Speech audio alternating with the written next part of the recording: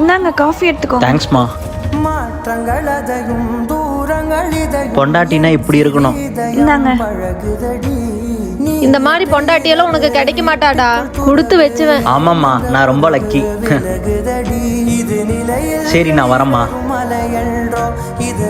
பசிக்குது, கொஞ்சம் சீக்கிரம் சாப்பாடு எடுத்துட்டு வாம்மா. இதோ வரேங்க. போதுமா, நீ சாப்பிட்ரு.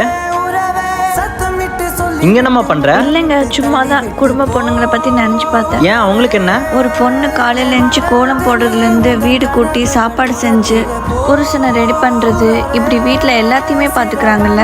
நீ அதான் அதெல்லாம் ஹாப்பியா தானம்மா பண்ற? சந்தோஷமா தான் பண்றேன், ஆனா முழு மனசோட இல்ல. நான் இவ்வளோ பண்ணியும் கொஞ்சம் அன்பு கிடைக்கிறதுக்கு டைம் கிடைச்சா நல்லா இருக்கும்ல. நீ யாருக்கும் கிடைக்காத பொண்டாட்டியா எனக்கு கிடைச்சிருக்கேன்னு சந்தோஷப்பட்டனா, யாருக்கும் கிடைக்காத புருஷனா நான் உனக்கு இருக்கணும்னு நினைக்கலையே. சாரிம்மா, நான் இனிமேல் உன்னோட எல்லா விஷயத்திலயும் ஷேர் பண்ணிக்கிறேன்.